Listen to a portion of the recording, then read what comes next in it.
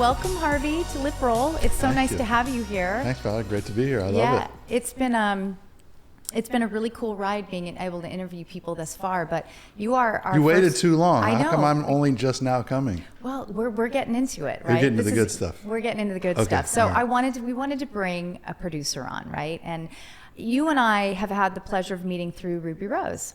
Yep. So you that's did right. Pitch Perfect 3. I know that you've had a pivotal role in this franchise, and I wanted you to expand on what your role was for these films.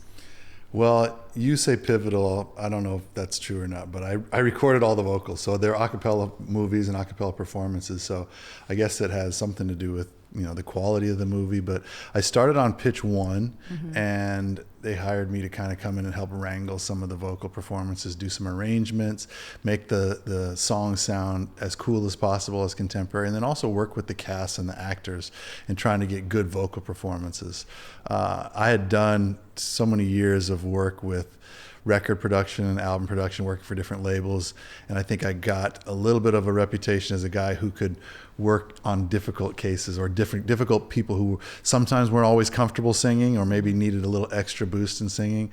So I think that was originally why I was brought on to pitch 1, is there were some of the actors or actresses that weren't totally comfortable. So I love that you said that, because we were discussing that earlier, that we have similar clientele where often I'll have to work with actors that can't sing, and it's very challenging. And I'm wondering, what is your biggest challenge with working with those actors that can't sing, and you're in there just trying to get the best out of them? Well, that's the challenge, just trying to get it to sound great.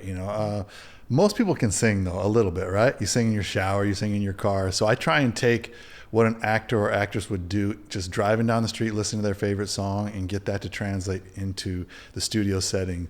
I find that most people have kind of a general idea of how to sing. They just haven't done it professionally. So I try and make it very casual, very relaxed and fun, so that they feel like they're just doing what they always do when they're, doing housework or singing while they're walking down the street. So that's how I approach it. There's a lot of technical things that I do behind kind of the scenes without them knowing that I'm trying to get them to do this or accomplish that as a singer. But as it relates to them, I'm just trying to keep it relaxed, casual, and make sure they're having fun, because singing's fun, music is fun, right? And if you've seen any of the Pitch Perfect movies or any of the other movies I've done, every They're time very somebody's funny. singing, somebody's having fun, right? Yeah. So I try and keep that attitude or that atmosphere in the studio at all times, and I find most people react best to that kind of an environment. I'm working on a film now with Reese Witherspoon, and she tends to get very like, I don't know about this, I don't know, but now we've gotten to the point where she comes to the studio and she feels great, she feels healthy and happy, and we just have a great time. I think that usually produces better vocals. I don't know about you, but anytime I've been with a singer that's really stressed or nervous or uptight, the vocal cords get tight, the neck gets tight, all their muscles get tight, and they don't sing well. So we just try and have fun. Yeah, and I love that, because a lot of producers don't understand that. You have to do a lot of tricks with actors to get them in that right headspace. I remember doing Nashville, and we would have Connie Britton come in.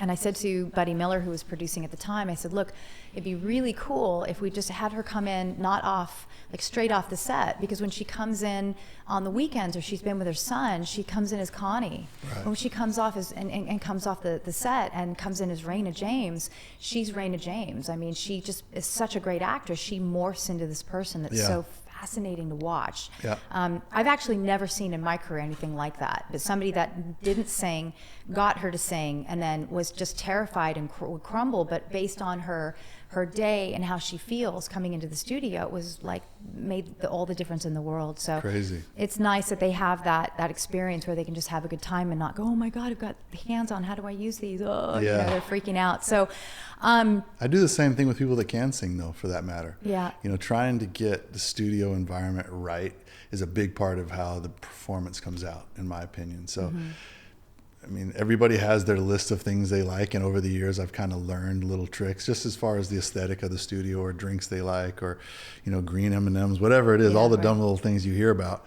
But I think those are all important things, because when the singer's comfortable, the vocals come out from an emotional place as opposed to a technical place, and they're not thinking about, oh, I'm so stressed, or I'm not feeling how I'm supposed to feel, and they can just let the emotion come out. And great singers, as you know, they're singing from an emotional place, or they're singing from the heart as opposed to from the head. And if they're thinking about other things in the studio or in their environment, it does not translate to a great vocal, in my experience. No, and I absolutely agree. I think a big misnomer or problem that vocal coaches have when they're working with producers is an understanding that there's a separation between what they're learning in a session and what they're learning when they come into the studio. Like I always say, that I'd rather have the emotional take and maybe tune it a little bit or figure out what is going on in the script at that moment than have a perfect technical, perfectly technical sung piece or word or whatever Right. you're trying to get come out, because then they lose the performance. And I think the performance at the end of the day is so important, and you have to sort of let the producer put their ears on and know, we got it. That's great. You know what? So that's why when you were in the studio, I don't usually let vocal coaches in the studio. You're cool because you don't go crazy and tell everybody, okay, do this and do that and do this and try this. But usually vocal coaches in the studio are a lot of headache and a lot of heartache for the singers, because they start thinking about all the technique they're supposed to be doing. Right. And I find that, as we said, that does not translate to a great vocal because they're thinking about everything. I would much rather somebody just sing their heart out and just give me their best, and they can do all the practicing they need to and all the technical training they need to before they come to me.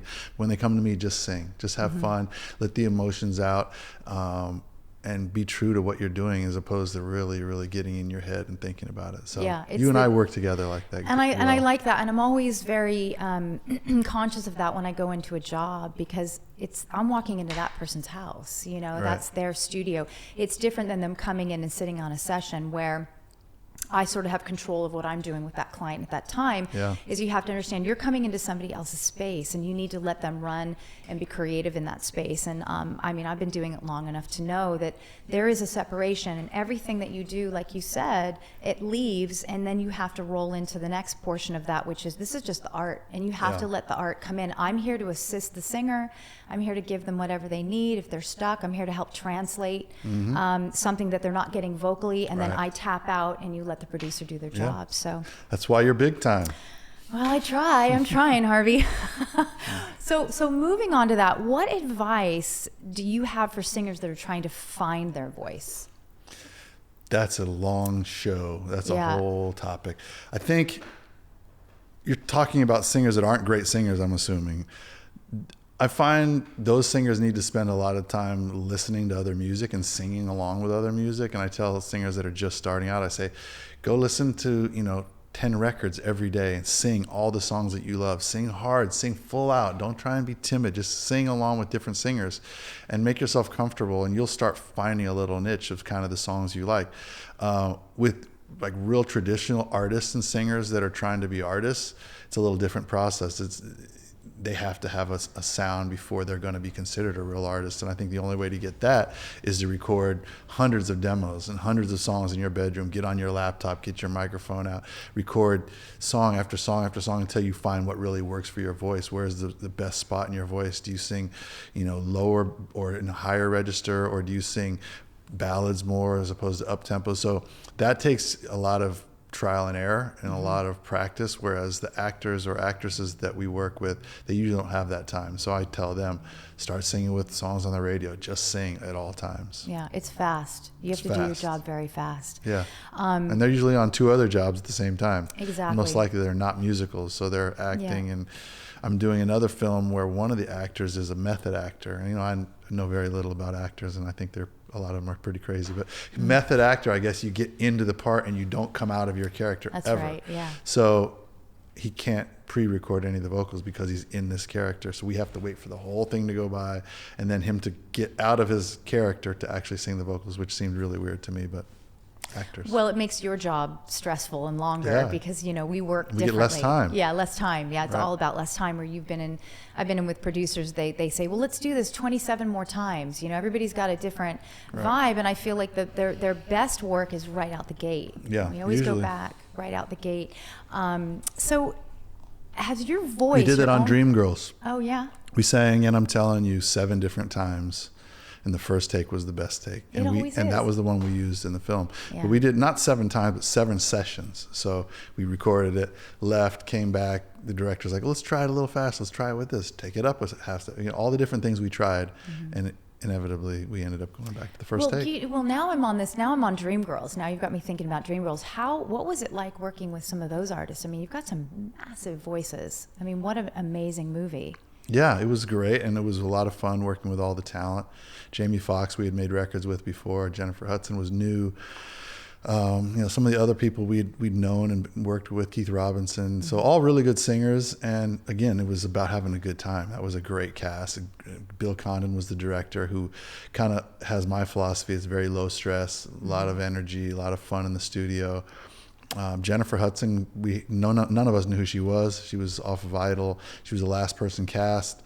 And I'm telling you, it was, I think, the last song we recorded, and she came in and blew us all away, and we knew we had something really special. So was that sort of a huge career moment for you, or a pivotal moment working with all these artists that actually had these massive voices?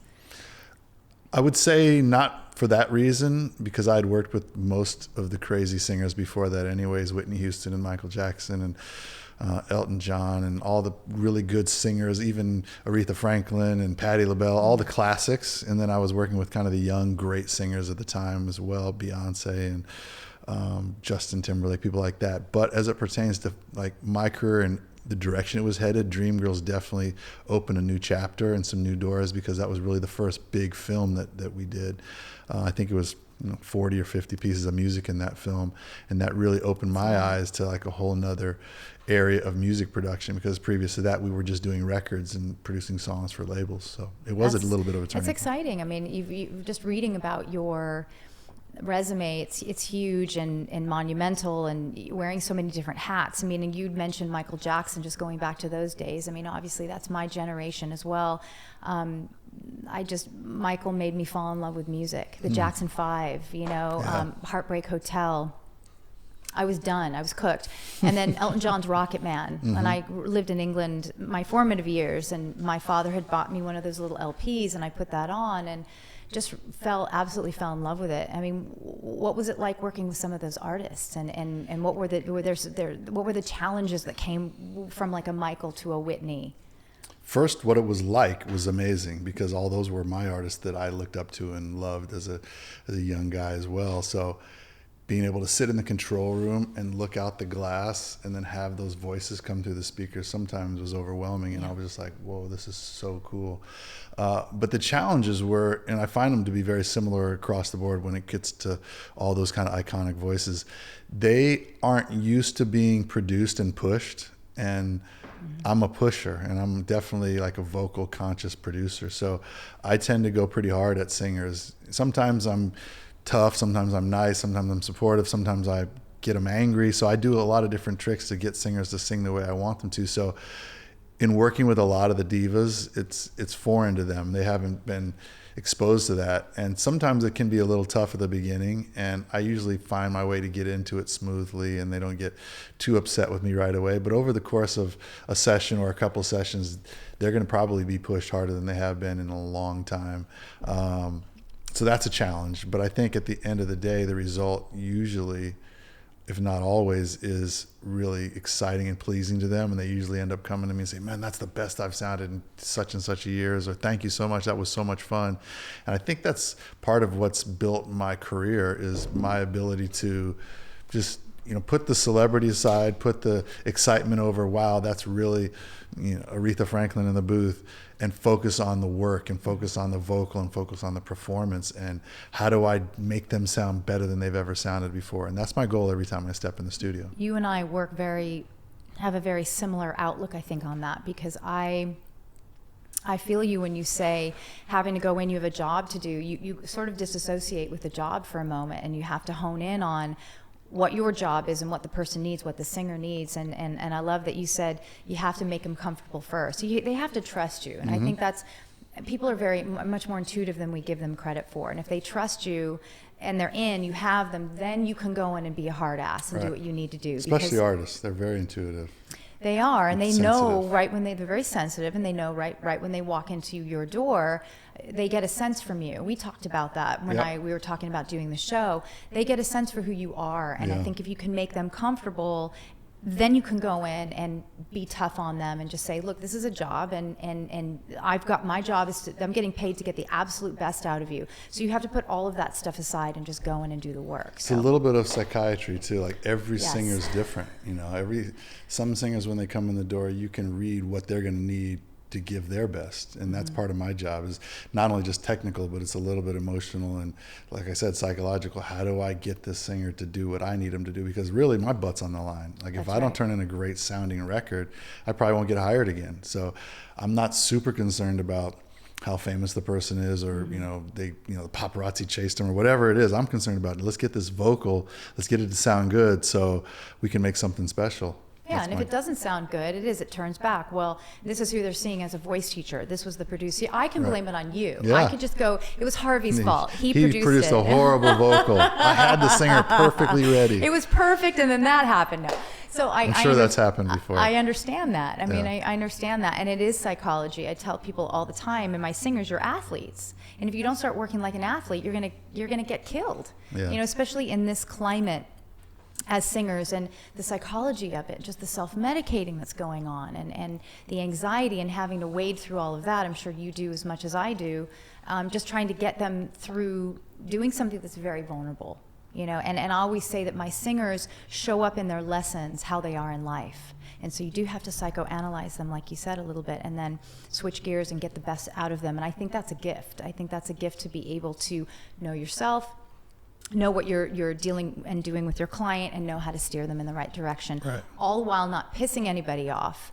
And Or sometimes pissing somebody off with a purpose, yes, which I've done. Yeah, I'm sure you have. Yeah. But it is a different business, and you said it's a specialty, but it's a different business dealing with divas. It definitely is, and I think that might have something to do with why I've been able to do it as long as I have, because I have worked with so many crazy divas and been able to get along with them, and been able to make great music with them, and then still continue my relationship on and on. So I'm very thankful for the people I've worked with. It's been crazy. I love that. And moving on to something more health driven, I think, and we're going to come back to this, but health and fitness, I talk about it all the time, health and fitness. I know you're an athlete, I was an athlete. I think it's very important to bring that into a singer's life, what they're doing, how they're dealing with their art. How does health and fitness play a role for you in your career, what you do, maybe just in your personal life? Yeah, for me, it's definitely personal. It doesn't have a lot to do with my professional life, other than just keeps me sane, keeps me focused. And you've been to my studio, so I have a full gym in my studio. It's so really nice. I go in there every day I was and very get jealous. it in. Yeah, so for me, it's just about having a little bit of balance, because I work a lot. I work crazy hours, and I spend a lot of time doing what I love to do, which is make music. So that's kind of the other side of the coin for me. I spend a few hours in the gym, running, training, working out, lifting weights, and then take my shower, calm down, and then go to work and go about my business. So for me, it's just balance. I love that. Balance is so hard to strike. Well, your kids are grown, though. My balance is horrible. I have no good balance. Yeah, Yeah. I try. Kids are really hard. grown. So I just work and exercise. Yeah, that's me. Now as I'm getting up there, it's like, how do I keep moving and like deal with 2 10-year-olds and deal with the studio and travel, and then all of the, forget as it. you said, all of the therapy that you're doing in the middle, and then making sure that you have enough energy for yourself at the end of the day. I find that to be challenging, because I'm an empath and I want people to do well, and if as you're always giving and working, and so finding that balance, I think, is really difficult for anybody. It is, especially with 2 kids. Especially with 2 Mine kids. are grown, so yeah, I'm mine a- are still right there. They in the need a thick lot of 10. time. Yeah. Crazy. So what does a successful relationship between an artist and a producer entail? Now, I know you touched on it just a little bit there, but have you had anybody in your career that maybe you didn't get along with, perhaps, or that you rubbed heads with and that you couldn't get to them in a way? Yeah. And how do you get past that? Well, I only have one person that I didn't get along with, and I just told him, this isn't going to work. Goodbye. Yeah, And that was yeah. the end of the session. Yeah. I think we recorded 3 or 4 lines, and I don't like to work with people I don't have fun working with Yeah. either. So I'm at the point in my career where I don't have to do that, and I don't. So everybody else I can honestly say I've had a great relationship with. I've had a ton of fun with, and we still call and text and laugh and crack up about stuff. And then when time comes to make another record or another movie, then we work together again. So there's a freedom in that, isn't there? I mean, I had a rub, not with the artist, but on tour with a tour manager, and had the same experience. I said, look, you've been doing this a really long time. It's about having these other clients and these other jobs. You don't need all that drama in your life, and I certainly adhere to that as well. So the less drama, the better. Life is short. So not needing to take those jobs and just saying, look, it doesn't really matter who you are. We're just kind of done here. Yeah. I find the people that are the newer people, for me, as far as artists are concerned, the younger artists are the ones that think they're more important than the legends or the legacy artists. 100%. Yeah, so the legends and the legacies seem to be very... they've learned something along the way. Yeah. It's the newer artists that don't know as much, and they just they don't get it yet. No, you just kind of have to hold their hand and sort of say, well, you'll understand one day, and just give them a pass for, I don't know, being young, I guess. But it's true. So moving on to just being in the room with different vocalists, different actors. What challenges, if any, and I've always wanted to talk to you about this, have you come across working with iconic voices? I mean, whether they're really good singers and you're like, I don't know what to do with them. I mean, it was perfect. We're done. Right. Versus somebody that's a challenge or a struggle. What would you say in your career, what challenges have come working with those big, huge voices that you've worked with? Well, I think it's slightly different based off the two categories. The big singers that are great singers, and how do I improve upon those? And that's a challenge because I know the history of the vocalist. Generally, I study who I'm working with, and I know the songs that they've sung before. And so I set my bar pretty high. I find their best record, and I say, okay, I need to try and beat that. And that's just a matter of, again, trying little tricks that I can use to get them to do things maybe they're not usually always doing, try different things, go to a different place in their voice, explore different emotional approaches to the lyrics in the song. And I'm also not afraid to stop recording when I feel it's great. I'm not going to do 100 takes if I've got it after 2 takes. I'm not one of those guys who's just like, again. But that's the great singers. The like newer singers, or the singers that aren't maybe as advanced as some of those other big voices. Those are the singers that my challenge there is to try and get them to sound really, really great. And it's doing different comping tricks or doing recording techniques that I've put together over the years, doing one line at a time, maybe punching in certain sections, having a demo singer in their ear, taking the demo singer out of their ear, going in the booth with them, working with them on the piano. So there's a million different tricks, and you probably have all the same ones that I'll employ to try and get a singer who's not totally up to par to a great place. And so those are really two different exercises, but both equally challenging. I love that, yes. And I love when you meet people in your career that are very like-minded. You have worked with so many different people over the years. Was there anything in your career that you thought, or a moment in the studio where you thought, wow, we're making history here? Like it was just a very different project for you, and why? Honestly, no. Honestly, I always feel like we're making history, and I guess that's my optimism and my weird rose-colored glasses. When I'm making music, I feel like this is amazing. This song is going to be the next great thing. And sometimes when I wake up the next day and I listen to it, I'm like, yeah, we did not make history. Yeah. But when I'm in the studio, I usually feel really good about what we're doing. And if I don't feel good about it, I just keep going or change course or change direction until we find a place that to me feels incredible. And I think I'm at a place in my career, luckily and fortunately, thankfully, that I do get a chance to work on great projects. I get a chance to work with amazing singers and really talented musicians and vocalists. So at any given moment, we can step into something that's like mind-blowing and really, really special.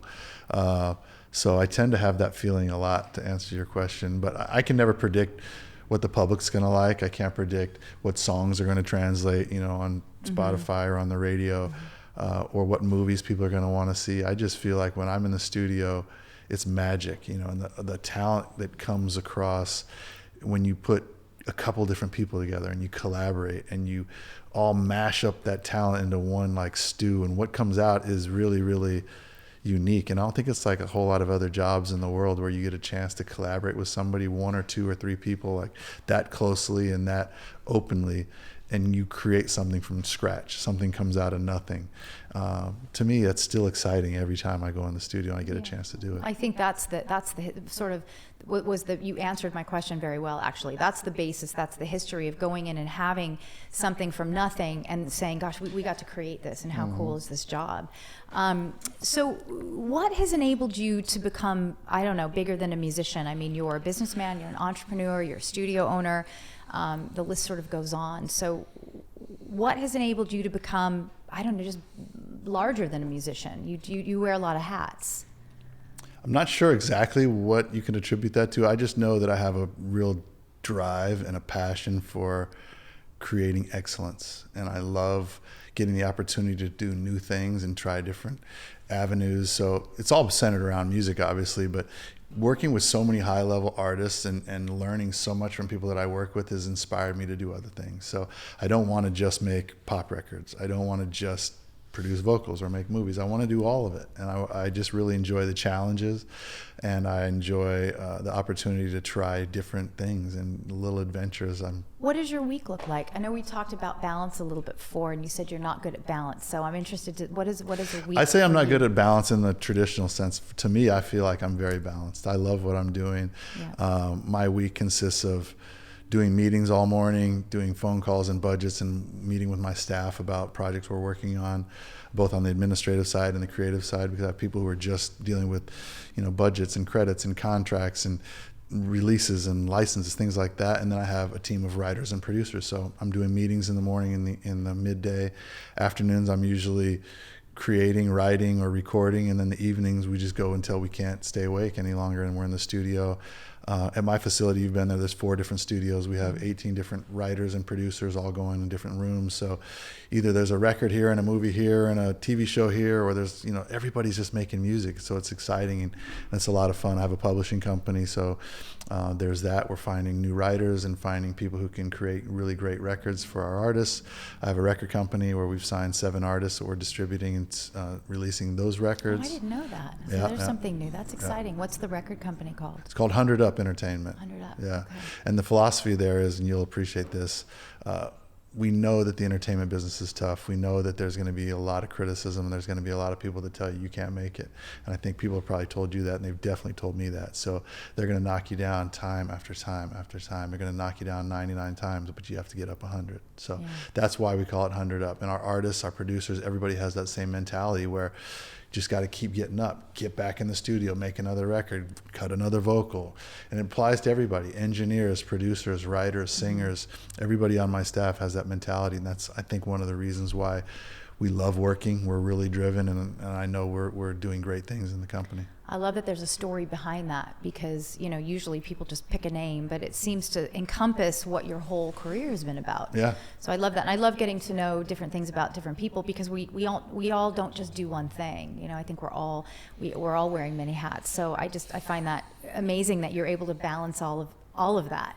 Well, we only got halfway through the list. Yeah, I'm sure, but I'll stop at halfway. I'm telling Okay. you, people tell me that they listen to my day and they're, my millennials, no offense guys, that they are exhausted listening to it, and you just do it. It's like being a parent. You just do it. You just, I don't know, you just find yourself in those situations, and you find yourself finding the energy somewhere because you have passion, you have drive. You gotta love it. You gotta love it. I find like so many people are not loving what they're doing, and I don't know if that's just a new thing where people come out of college and they just get a job because they need to make money, or somebody wants to buy a nice car. I don't know. It just feels like times are so different now, where I came into the music business just out of sheer excitement. I was just dying to make music. I couldn't keep my hands off the keyboard. And now I find young guys or girls, they come to me and they're like, I say, how many tracks do you do a week? They say, oh, maybe like 1 or 2. And I say, well, you need to be doing 1 or 2 tracks a day. And singers are the same way. Like, do you have any demos? No, I just kind of sing at the house. And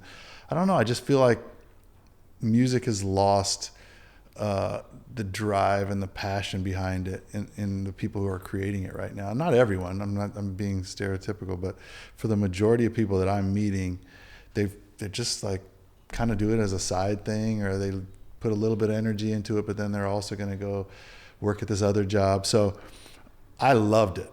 I still love it. And if you don't love it, you really need to do something else. I agree. And I love that you brought that up, because so many of my artists are so overwhelmed all the time. And I was speaking Overwhelmed is like, that's such a cop-out. They're not overwhelmed. Well, they don't have, I think it's not that they're fighting the establishment. I feel like they don't have an establishment. You know, it's a different time. And we've watched the music business change over the years, but I watch more and more of these kids come in and they've got reflux and ADD and ADHD, and they're taking Xanax to go to sleep, and they're smoking dope all day. And nobody's dealing with anything anymore. And I think, I don't know, perhaps our generation it's another topic, but we dealt with things. They came at us, we dealt with them. It was a different way of growing up, and I think now the music industry has changed so much with technology. Would you agree with that? Just all the technology, I would agree. Instagram, and having to manage yourself. It's definitely changed. I think the content business has changed, where you're just making so much more content, visuals, music, blogs, vlog. I mean, you have to be constantly putting out product. But I think more than anything, I think a lot of it has to do with Instagram and the need for acceptance for young artists, and everybody's so everywhere and out there and being judged at all times. And I think that's really unfortunate. But to your point of people like medicating and not dealing with things, to be honest, artists for a long time, because of the nature of their business and the nature of being creative or being great at something, have a lot of deficiencies in their lives. And you know this, you deal with them. Mm-hmm. But I find like artists have always been kind of the same, where the artists are doing things to make themselves feel better, or to be able to step into the studio, they need X, Y, and Z, or to be able to come down after a show, they need this. And that's, you know, in my career, I've seen it so much, from the legacy artists all the way to the kids. And I think there's a common denominator between all of them, and that's just insecurity and uncertainty about, are they good enough? Are they, even Whitney Houston, I recorded with Whitney 2 days before she died, and she was always worried, were her fans gonna like what she did? Were her people gonna like her new vocals? She said, my voice doesn't feel good, I don't sound good, I don't think they're gonna love me. I mean, I watched it. I really, really watched it. I worked with Michael on his last record, and he had the same thing. He's like, I've sold so many records, I can't put this record out unless it's amazing. We got to keep recording. 18 months on one record we worked. So I really, truly believe that singers and artists in general have something underlying that drives them to be great artists, and a lot of it is the need for acceptance and the need for approval of their fans and their peers, and probably their parents to some extent. Just perfectionism too, you know, and it's like what makes them great is what kills them in the end too. I mean, I never had the privilege of working with Whitney or Michael, but we did run in similar circles, and I did have the chance to at least speak to them and meet with them on different occasions, and I just saw the demise of that life, you know, happening around me. And it's you brought up a really interesting point, though. It just continues on. It's always been there, but I don't think that Instagram and I don't think that modern technology is helping. No, it's hurting. Yeah, it's really hurting. I had someone that's an artist right now that's going through something similar, and he likes to do all these high adrenaline jumping out of planes. And I said to him, I go, what would it be like if you just did a jump for yourself and you didn't post it? What would that feel like? I mean, he couldn't even fathom. What if you just did it and you didn't tell anybody? Why are you doing it? Are you doing it for the attention, or are you doing it because you truly love it? So you have to start living from the inside out, not the outside in. And I'm sure that's... Good luck with getting that to happen. Yeah, it's tough, right? But I am an optimist, as you are. Not a rose-colored glasses, but definitely... I don't know, optimist is in the same bucket. I would imagine there's gradations of that, but I always want to help my artists. You know, do you find that you're like, I can help this person? Big time, because nobody's out there looking out for them. I've experienced it firsthand too many times, where there's such a cash cow. There's so many people around them that are making so much money, and they don't have anybody around them to tell them, hey, this isn't right, you should be doing this, or you should be doing that. And I take it upon myself to be that person. Sometimes it's probably not wanted and doesn't go down well, but I do it every time. I know. I love that. I love hearing that, because Absolutely. I work the same way, and I'm like, if this comes and bites me in the ass, but this is who I am. I can't stop being who I am. And I see a problem. I think the differences for you and for me is that we have multiple artists and multiple jobs. So if somebody does get upset or they're rubbed the wrong way, it's not a career ending for, you know, it's not career ending for us. It's not like our money flow is coming out of one bucket. Right. It's coming out of multiple. So I think we're able to take more risks than more people and have those difficult conversations. I'm sure you've run into situations where people have called and wanted you to fix something that you know. I know for me, I'm saying this is above my pay grade. Like, I'm just the vocal coach. You're the manager. You're the one that needs to deal with this. Right. But you do, being an empath and being an artist and doing all the things that you do, you do get involved. You know, you know where to draw the lines as a professional, but there's a part of you that will have those private conversations with those singers, those artists. For me, it comes as an obligation to someone who's been doing this a long time, and I feel like a little bit, and this sounds, I don't know, egotistical, but I feel like a little bit of an ambassador for the music business, because I have done it for so long and I've been working with so many different people that I try and share my knowledge and share my experience. And there's not a lot of people that are walking around that have done it as long and as many different varied opportunities. So I feel like the experiences that I've collected are things that I got to pass on, and I need to help the next generation of artists that come up. And maybe that's like corny or, you know, too much, but that's the way I approach it. And well, you're talking to the right audience, because I feel the same way, and I don't think it's egotistical at all. I think it's just it is what it is, and I think if you're that person that has that trifecta where you're really good at what you do, but you also see people and you listen to people. I heard what you were saying earlier about there's got to be a collaboration. You have to listen to people and be willing to accept some information. You take what you love and you leave the rest, and I think that's what I loved about you in particular when we first met. Was like, this guy, you know, he's been around a while, you know, you don't have to prove anything, and I think that's nice, and you just want the other person to understand that you're coming from the same place, right? Because there are a lot of people that are not coming from that space, and it's you're true. Like, whoop, yeah. So what advice do you have for young producers that want to follow in your footsteps? Super easy. 3 things. It's going to take a lot of dedication and passion and love, so make sure you love it and really get into the like the soul of music and love it and appreciate it. And second thing is study, and that kind of goes hand in hand with the love of music. You have to pay attention to what's happened before. You have to know what's going on today. You have to know who your competition is. You have to know what type of music works on what type of formats, what type of music works for different types of singers. So study. And make a plan, and make a serious plan on taking all the knowledge you've accumulated and studying the music business, studying producers that came before you. Make a plan on how you're going to become great, because it doesn't happen accidentally. You have to have specific steps. And then finally, you have to work. You have to work really, really, really hard. And I said it earlier, if you don't love it and you're not willing to work the hardest you've ever worked, you definitely should pick something else, because this is not an easy job. It's not.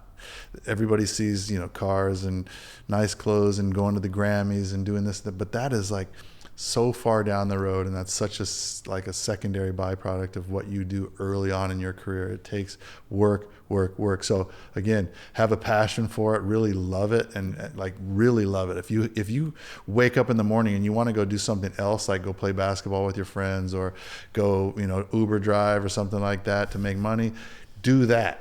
Don't produce. So love it, study it, and really, really study it, and be smart about looking back who's done what, and then really, really work. So that's my advice. I love that you said that, because you know, that's the advice I give to my artists all the time. Somebody gave me that advice a long time ago, as I was doing music and musicals, and I was in the music business, and I was working at a record label, and I was doing too many things. And my friend, who's an actor, he looked at me and he said, this is a long time ago, he said, Val, if you don't love it, you're never gonna succeed. Like, if you don't love being an actor, just quit. If there's anything else that you'd rather do than this, you're wasting your time. He said, if I don't get up on stage and be a comedian or be an artist or be an actor, he goes, I will fall into a depression and die. I mean, that's how I feel about it. Those are the artists that will work or that will win. Yeah, and he has. So, and I took his advice. I said, you're right. You know, I'm going to hone in on just the music or whatever it is that I'm going for. So I've even seen it at a really high level where the artists that are really successful have a certain drive and love and work ethic,